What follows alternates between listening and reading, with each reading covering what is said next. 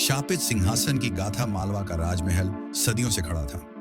ऊंची मीनारें, संगमरमर के चमकते फर्श, दीवारों पर सोने की नक्काशी और भीतर छिपे हुए असंख्य रहस्य।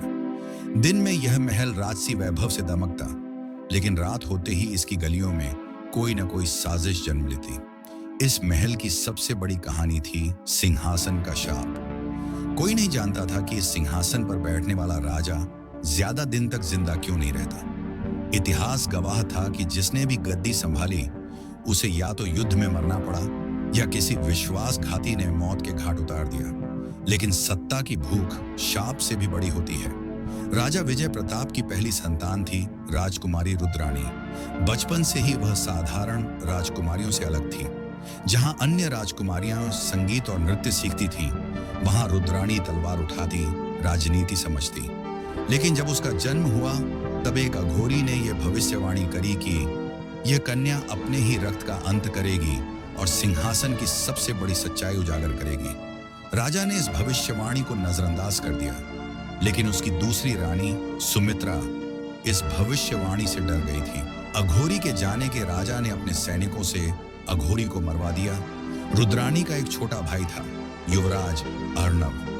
उसे राजपाट में कोई दिलचस्पी नहीं थी और वह अपनी बहन रुद्राणी को साम्राज्य की रानी बनते देखना चाहता था। लेकिन उसकी मां रानी सुमित्रा उसे राजा बनाना चाहती थी। एक दिन जब राजा विजय प्रताप की अचानक मौत हुई तो महल में हलचल मच गई। कुछ लोगों ने कहा राजा को युद्ध में झड़ दिया गया, कुछ ने कहा यह सिंहासन का शाप है। लेकिन रुद्राणी जानती थी यह सिर्फ एक हत्या थी और हत्यारा महल के अंदर ही था। राजा की मौत के बाद महल में घोषणा हुई कि अर्णव राजा बनेगा। रुद्राणी को इस फैसले पर शक हुआ। पिता की मौत अचानक हुई और अब इतनी जल्दी यह घोषणा, जरूर कोई साजिश हो रही है। सिंहासन कक्ष में दरबार लगा था। हर कोई नई ताजपोशी के लिए उत्सुक था। लेकिन जब रुद्राणी दरबार पहुंची तो उसके सामने चौंकाने वाला दृश्य था। महल के सैनिकों ने तलवारें निकाल ली। रानी सुमित्रा ने सिंहासन पर बैठे हुए कहा, आज हम महल से एक अशुभ छाया को हमेशा के लिए मिटा देंगे। रुद्राणी को अब समझ आया ये एक जाल था, लेकिन उसने हार नहीं मानी। उसने तलवार निकाली और अपने ही सैनिकों से लड़ने लगी। महल में खून की नदियां बह निकली। रुद्राणी ने जैसे तैसे खुद को बचाया और महल से बाहर भागी। घोड़े पर सवार होकर वह गहरे जंगलों में चली गई, जहां उसे एक रहस्यमयी कबीला मिला, रक्त कमल। ये योद्धा किसी से डरते नहीं थे। ये वही लोग थे जो कभी मालवा के असली उत्तराधिकारी हुआ करते थे। लेकिन महल की साजिशों ने उन्हें वनवास दे दिया था। उन्होंने रुद्राणी को अपनाया। उन्होंने उसे पहले से ज्यादा शक्तिशाली बना दिया। अब वह सिर्फ राजकुमारी रुद्राणी नहीं थी, वह रक्त कमल की देवी बन चुकी थी। 3 साल बाद जब मालवा राज्य अर्णव के नाम पर चलाया जा रहा था, एक रात अचानक महल के दरवाजे टूटे। काले कपड़ों में लिपटे योद्धा अंदर घुसे और चारों तरफ आग लगा दी। सिंहासन कक्ष में रुद्राणी ने कदम रखा। रानी सुमित्रा ने उसे देखकर कहा, तू जिंदा है?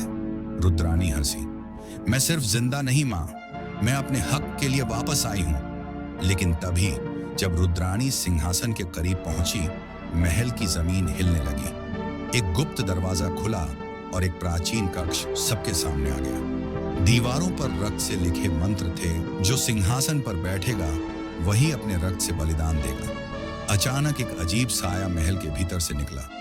यह कोई और नहीं बल्कि वही तांत्रिक था जिसे राजा विजय प्रताप ने मरवा दिया था। तांत्रिक हंसा, सिंहासन सिर्फ एक भ्रम है, असली ताकत वह है जो इसे चलाता है। रुद्राणी ने अपनी तलवार निकाली। अगर यह सिंहासन मेरे खून से मुक्त हो सकता है तो यह बलिदान मैं दूंगी। और अगले ही पल उसने खुद को तलवार भोंक ली। पूरा महल गर्जना के साथ हिल उठा। शाप टूट चुका था। रानी सुमित्रा सन्न रह गई। अब सिंहासन सिर्फ एक सत्ता का प्रतीक था, कोई शापित कुर्सी नहीं।